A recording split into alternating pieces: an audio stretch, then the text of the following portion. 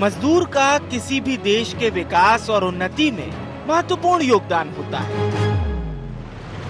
मजदूर के बिना किसी भी देश में औद्योगिक ढांचे के निर्माण की कल्पना करना भी संभव नहीं है। यानी मेहनत का नाम ही मजदूर है, जिनके परिश्रम को देखकर शिवराज सरकार ने संकल्प लिया मजदूरों की तकदीर बदलने का। उनके हित में लगातार शिवराज सरकार काम कर रही है। एक बार फिर शिवराज सरकार ने मजदूरों को बड़ा तोहफा दिया है, जिसका लाभ प्रदेश के 12 लाख से अधिक मजदूरों को मिलेगा। बिल्डिंग, सड़क, ब्रिज, कंस्ट्रक्शन की जगह पर निर्माण करने वाले मजदूरों के लिए राज्य सरकार और कर्मकार मंडल ने एक अनुबंध तैयार किया है। इसके लिए कर्मकार मंडल में 12,50,000 निर्माण श्रमिकों को आयुष्मान योजना से जोड़ने की तैयारी पूरी कर ली गई है। मध्य प्रदेश के संवेदनशील मुख्यमंत्री माननीय शिवराज सिंह चौहान जी ने हमेशा गरीब हित को ध्यान में रख करके अपनी योजनाएं बनाई हैं, गरीब कल्याण की योजनाएं बनी हैं और गरीबों का कैसे उत्थान हो सकता है ये प्रयत्न किया है। उसी दिशा में ये कदम है कि आयुष्मान योजना के अंतर्गत उनको लाभ मिल सके। यूं भी मध्य प्रदेश की संबल योजना से अनेक लोगों को लाभ मिलता है और ऐसे 12 लाख जो रजिस्टर्ड नाम है उनको लाभ मिल सकेगा। तो कैशलेस व्यवस्था से एक नई व्यवस्था मध्य प्रदेश में कायम। वही सरकार के फैसले का बीजेपी जहां स्वागत कर रही है, तो विपक्ष खुद की पार्टी को मजदूर हितैषी बता रही है। जिन मजदूरों की काम करते हुए सड़कों पे जान गई, उसको आज तक एक पैसा मिला नहीं है। ये केवल घोषणा वीर मुख्यमंत्री है जो घोषणाओं के अलावा कुछ करते नहीं हैं। आयुष्मान में कोविड में नहीं मिल रहा था, कलेक्टरों और उनसे संघर्ष करना पड़ा हमको। 5 लाख में कहते हैं कि ये वाली बीमारी पेट की नहीं आएगी, कान की नहीं आएगी, नाक की नहीं आएगी। जिसको नहीं लाना हो उसके बारे में ये बोल देते हैं। ये केवल घोषणा है, बेवकूफ़ बनाने वाली बात है।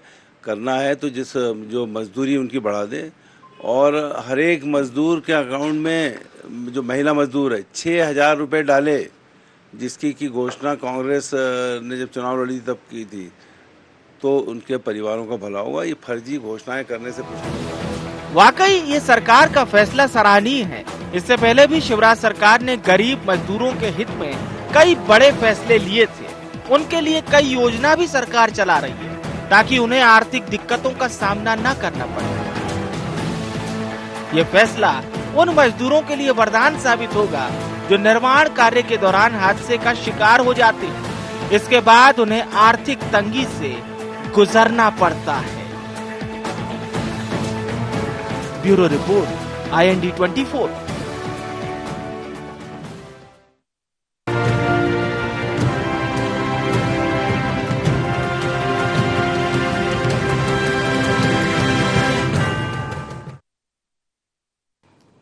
नमस्कार, IND एजेंडा मजदूर होगा मजबूत में आपका बहुत स्वागत है। मैं हूं विवेक पांडे आपके साथ।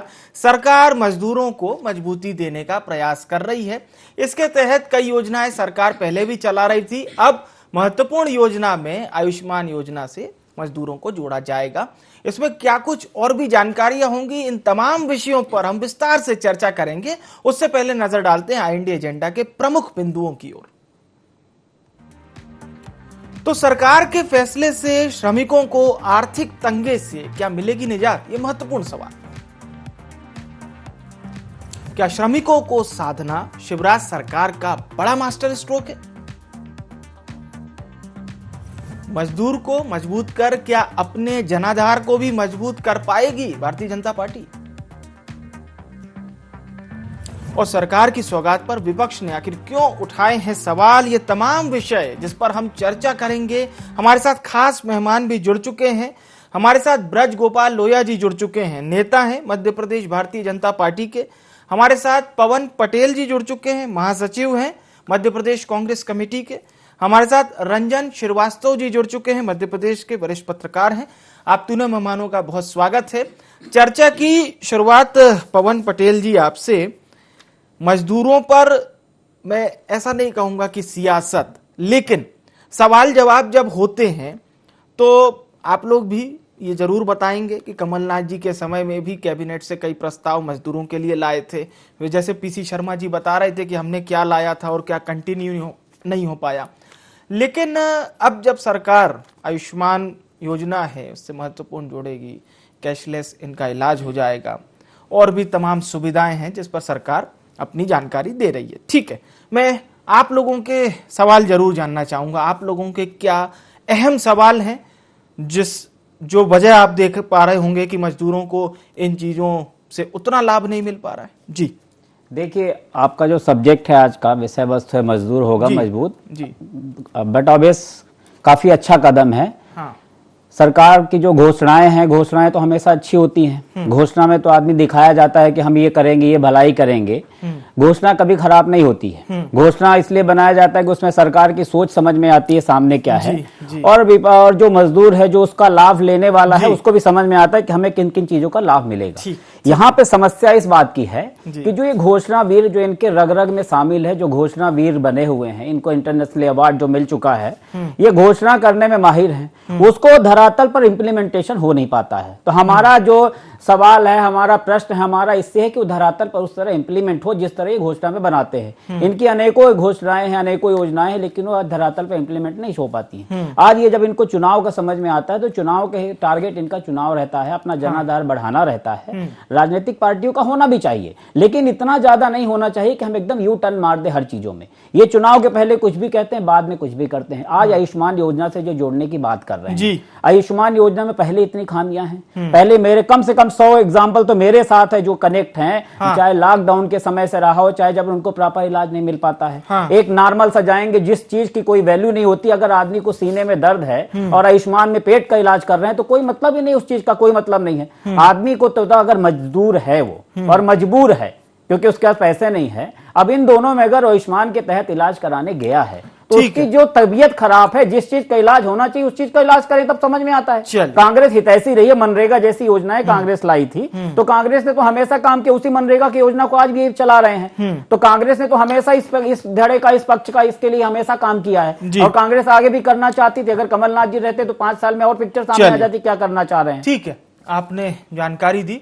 लोहिया साहब, पटेल जी को तो खामियां नजर आ रही है, साथ ही साथ वो ये भी कह रहे हैं कि आयुष्मान योजना जिस तरीके से दिखाई जा रही है उसका एग्जीक्यूशन थोड़ा सा अलग है। जी देखिए, मैं 2-3 बातें आपसे करूं। पहली बात तो ये करें कि आज मध्य प्रदेश में भारतीय जनता पार्टी की शिवराज जी की सरकार ने एक अद्भुत सौगात देने का काम किया है, और सौगात ये है कि जो हमारे श्रमिक असंगठित क्षेत्र में काम करते हैं उन श्रमिकों को हम आयुष्मान कार्ड से कैसे जोड़ सकते हैं। और उसके लिए सरकार ने ये तय किया है कि असंगठित क्षेत्र के जो सड़क निर्माण में लगे हैं, भवन निर्माण में लगे हैं, ऐसे मजदूरों को 12.5 लाख लगभग जिनकी संख्या होगी, उन्हें हम उससे जोड़ेंगे और उनका जो प्रीमियम होगा आयुष्मान भारत से जोड़ने का 1052 रुपए का, उस प्रीमियम को सरकार अदा करेगी, मध्य प्रदेश कर्मकार मंडल देगा और हम उसको इसका सुरक्षा कवच देंगे। दूसरी बात मैं एक आपसे कह रहा हूं,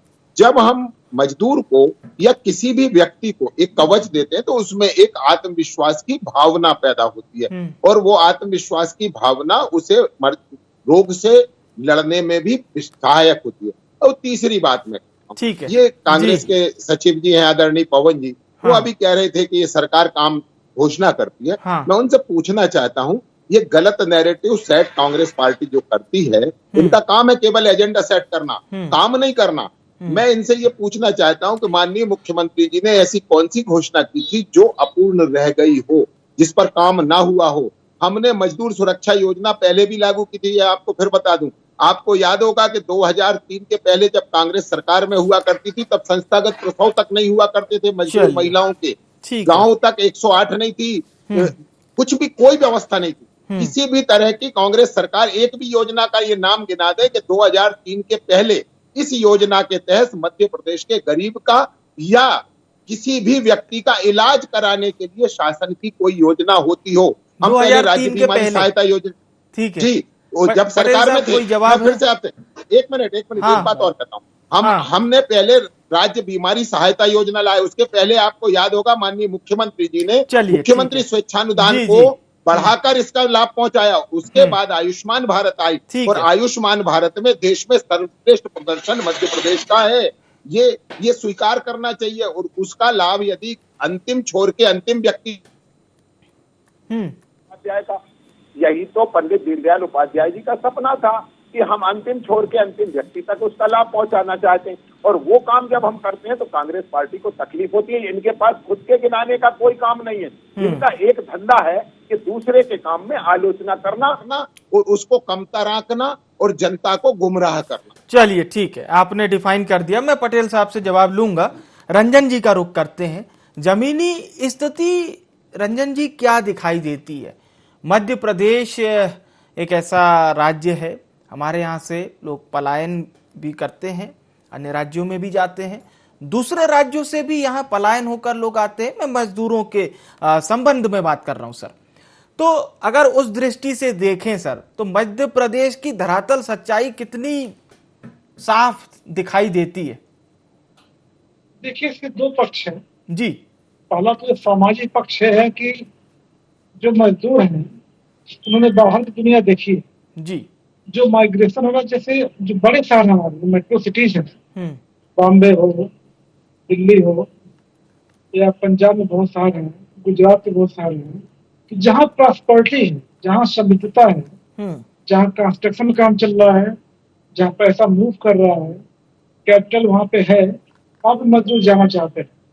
मतलब ये नहीं कि मजबूरी में ही जा रहे हैं, उन्होंने बाहर की दुनिया देख लिया, उनको अच्छे वहाँ पे इनकम मिलता है जी, अच्छी चीज दिखाई पड़ती है जी। अब दूसरा जो पक्ष उसका है, एक फैक्ट है कि केवल मध्य प्रदेश की नहीं है, जहां तक मजदूरों का मामला है, सेकेंड वेव जब कोरोना गया था, हम लोगों ने देखा कितनी बड़ी संख्या में मजदूर बाहर काम करते हैं। वो जब वापस आने लगे तब पता चला कि कितनी बड़ी संख्या मजदूरों का है जो कि रिकॉर्ड पे नहीं है। तो ये सच्चाई है, और रातों रात उनकी आप जो उनका जीवन है उसको बदल नहीं सकते। ठीक सरकारों का ध्यान गया है, क्योंकि जो असंगठित क्षेत्र है, कोई सरकार हो इस पे काम कर रही है। एक तो संगठित क्षेत्र मजदूरी का हो गया, दूसरा जैसे मजदूरों की बात आपने की, सब्जी बेचने वाले हैं, रियल एस्टेट में काम करने वाले हैं, छोटे मोटे काम करने वाले हैं, ऐसे बहुत बड़ी संख्या असंगठित क्षेत्र का है।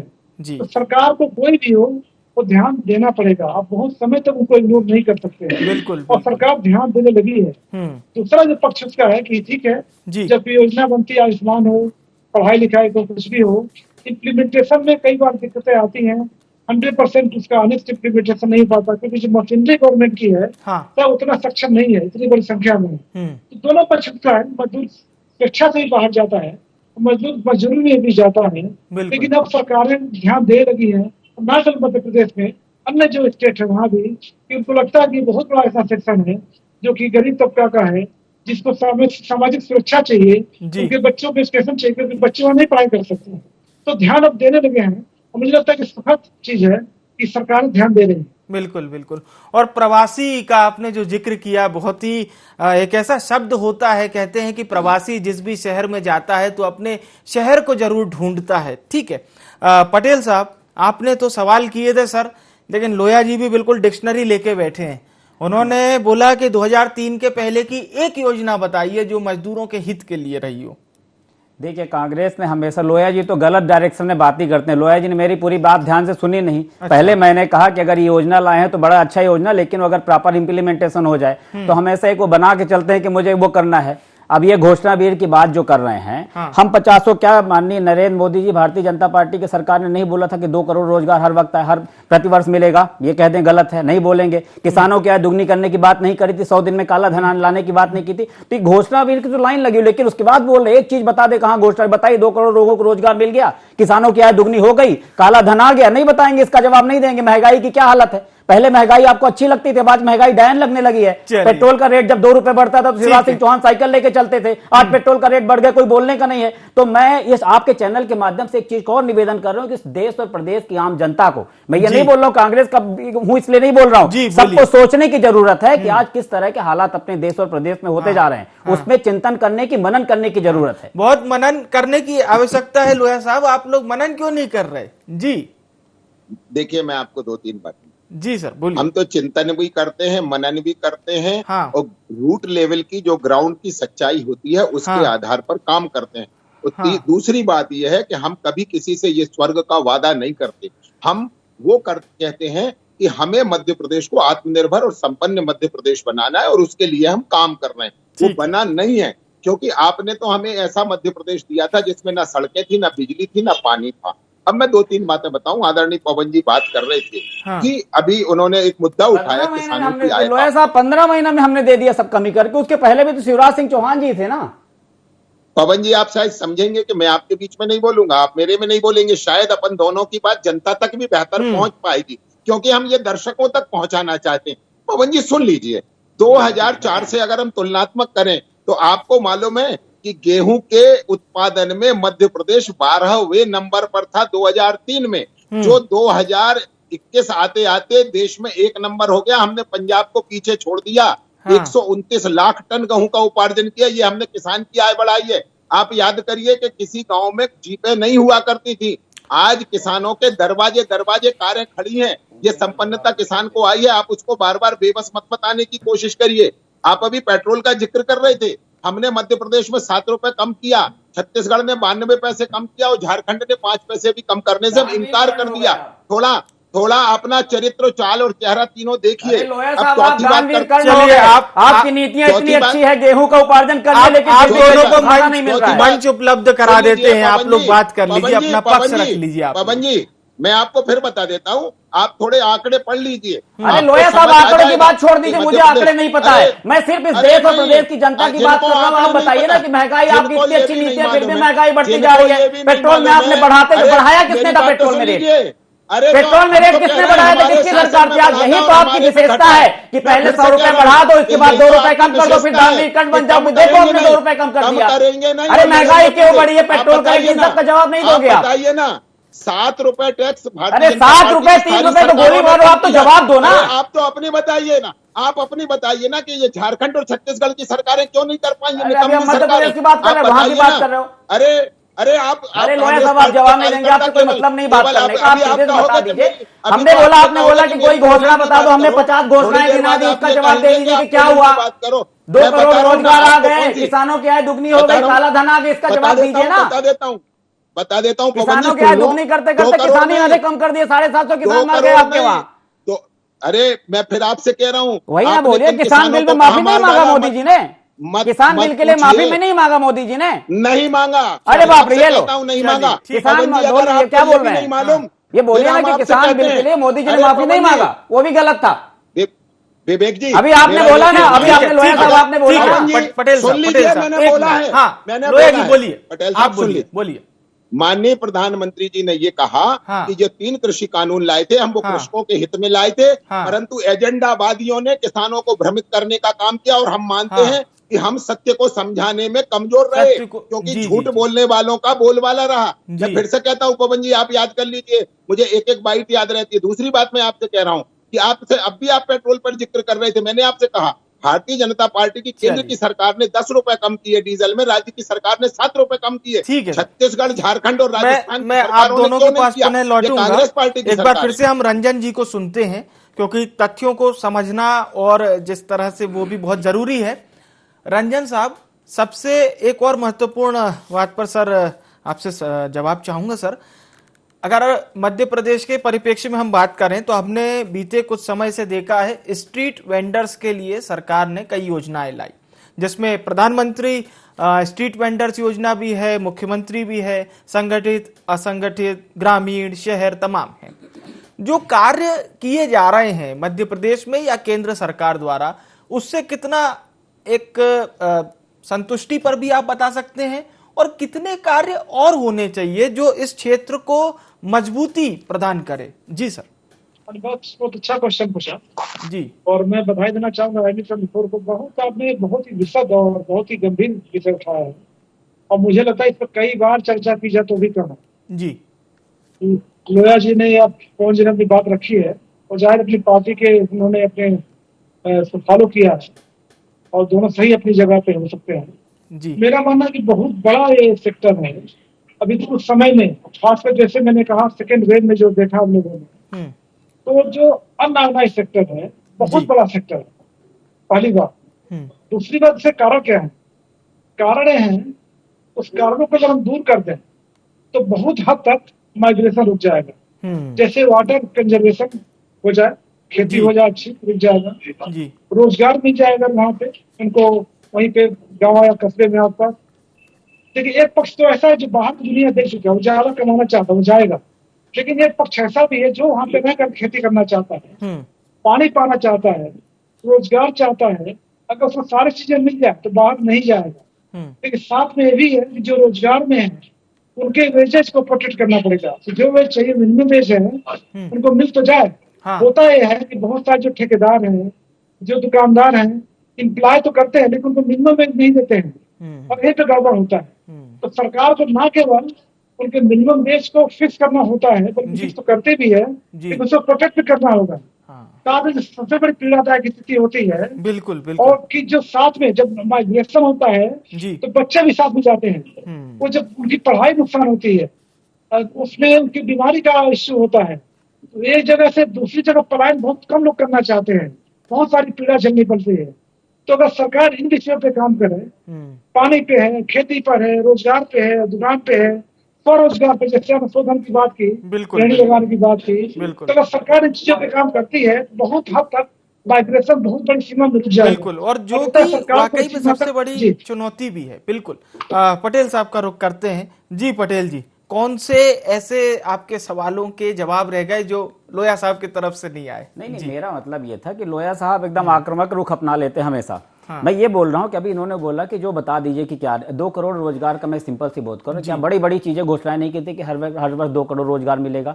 फिर उसके बाद जब रोजगार की बात हुई तो बोल दे पकौड़े तलना, ये तो मेरे ख्याल से कहीं से जायज नहीं है। ये सब पूरा मीडिया ने देखा, इसमें भी हम कुछ घुमा के बोल देंगे नहीं ऐसा बोला था, पकौड़े तलने का नहीं बोला था, पकौड़े तलवाने के लिए बोला था, काला धन 100 दिन में वापस लाने के लिए नहीं बोला था माननीय नरेंद्र मोदी जी ने, किसानों की आय दुगनी करने के लिए नहीं बोला था। मैं सिर्फ इतना बोल रहा हूँ, ये अगर इतने हितैषी थे, आपने लॉकडाउन के समय का मंजर सभी ने देखा है, अगर ये इतने चिंतित थे तो गरीब आदमी को उस समय जब हॉस्पिटल वाले लूट रहे थे, जिनको इनका पूरा, जब सरकार इनकी थी तो इनको स्टिक करना चाहिए कि आप पहले बेसिक उसकी दवाई करिए। लेकिन कोरोना का दवाई नहीं होने के बाद भी अगर कोई व्यक्ति हॉस्पिटल में चला गया है, उसके 5 लाख 10 लाख रुपए के बिल बनते थे। अगर ये इतने हितैषी तो उस समय बोलना चाहिए ना कि अभी तो आप इलाज, उस समय तो इंसानियत ये तार कर दिया था इन्होंने, महंगे इलाज, गाड़ी की व्यवस्था नहीं, लोग भूख से मर रहे थे, उस समय इनकी इंसानियत देखनी चाहिए थी कि कितने हितैषी हैं आम जनता के, गरीब मजदूर के। वो आदमी कोरोना से जब डबल मर रहे थे, इनकी अव्यवस्था के कारण मर रहे थे, उस हालात को भूल गए, आज ये बड़ी बड़ी बातें कर रहे हैं। तो हम पूछ रहे हैं कि घोषणा चाहिए, माननीय मोदी ने घोषणा नहीं की थी क्या? आपने चूंकि इसमें जिक्र ये भी किया है ना सर, तो अगर फर्स्ट वाला जो जिस तरह से मजदूर फर्स्ट लहर में, और शायद वही सबसे बड़ा पलायन भी था कोयम्बटूर से और तमाम, जी लोया साहब आएंगे आपके पास, आप पूरे जवाब दीजिएगा। तो वो उसका जिक्र कर रहे हैं। उस समय आपको ये भी याद होगा पटेल साहब, हम लोगों ने भी देखा था, श्रमिक एक्सप्रेस चली थी और भी तमाम चीजें थी जिससे मजदूर पहुंचे, अपने गृह क्षेत्र पहुंचे थे। जी, हमने तो वो बंजर श्रमिक ट्रेन अगर एक देखी होगी तो 1 लाख लोगों को रोड में चलते हुए देखा था, है ना, वो रेशियो बहुत कम था। कई लोग तो ऐसे जो देखो रोड में चल के मर गए होंगे, है ना, वो मंजर ज्यादा था। इन्होंने श्रमिक एक्सप्रेस बाद में चलाई, पहले पता नहीं कितने लोग निपट चुके थे। और पहली लहर से इन्होंने क्या सीखा कि दूसरी लहर गंभीर सवाल है। चलिए, आपका सवाल बहुत गंभीर है। जी लोया साहब, आप जवाब दीजिए। देखिए, मैं पूरी गौर से पवन जी की बात सुन रहा था और उम्मीद करता हूँ वो भी सुने। हाँ बोलिए, आप बोलिए। हम तो उसको बड़ा सौभाग्य का समय मानते थे जी। ये अलग बात है कि इस देश के करोड़ों लोगों को पलायन करना पड़ा कोविड के काल में, इससे बड़ा दुर्भाग्य किसी व्यक्ति के जीवन में नहीं हो सकता। ठीक। परंतु मध्य प्रदेश के हजारों लाखों भारतीय जनता पार्टी के कार्यकर्ताओं ने सेवा ही संगठन के माध्यम से उन्हें भोजन कराना और चप्पल पहनाना, इसका काम किया। तब कांग्रेस पार्टी और उसका कार्यकर्ता नदारत था। दूसरी बात, मध्य प्रदेश केवल रास्ते में पड़ा है। आपको मालूम है ये बात कि पलायन उत्तर प्रदेश, बिहार, पश्चिम बंगाल, मुंबई और दिल्ली से हो रहा था। आप देख रहे हैं कि कहां से कहां की लोग तरफ जा रहे थे। मध्य प्रदेश को तो उनको सेवा की है। मध्य प्रदेश में सबसे कम पलायन होकर लोग मध्य प्रदेश पहुंचे, इस बात को आप याद रखिएगा। पूरा डेटा सरकारों के पास मौजूद है। हाँ, ये अलग बात है कि हमारे रास्ते का इस्तेमाल हुआ, परंतु हम और बेहतर कर पाती। दूसरी बात मैं बताता हूं, आप याद करिए जब कोविड का कठिन काल चल रहा था, तब कांग्रेस की पंजाब सरकार टीकों को प्राइवेट अस्पताल में बेच रही थी और मध्य प्रदेश का मॉडल उसमें सर्वश्रेष्ठ माना गया। और मैं फिर से कहता हूं, कई मुद्दे सामाजिक सरोकार के हैं, उन सामाजिक सरोकार के मुद्दों पर राजनीति नहीं होना चाहिए। ये जो आज मध्य प्रदेश की सरकार ने घोषणा की है, ये सामाजिक सरोकार की बात है, ये मजदूरों की जिंदगी बदलने वाला काम आपने सामाजिक सरोकार की बात की के बारे में सोचा। जी जी जी पटेल साहब, बिल्कुल छोटी प्रतिक्रिया। पहले कहा कि आपका स्वागत योग्य है, लेकिन ग्राउंड में जब इम्प्लीमेंटेशन हो, आप इस ध्यान को रखिएगा। आपने पहले मैंने बोला, और दूसरा जो आप बोल रहे हैं कि कोरोना के समय कांग्रेस कहा थी हमारे अनेकों कार्यकर्ता रोड पे हम जैसे रोड खड़े हुए थे, आप दोनों ने दोनों के पार्टी के कार्यकर्ताओं ने काम किया। बिल्कुल सर, समय बहुत कम है, इस कार्यक्रम को यहीं समापन करना होगा। आप सभी मेहमानों का बहुत बहुत धन्यवाद हमारे साथ जुड़ने के लिए।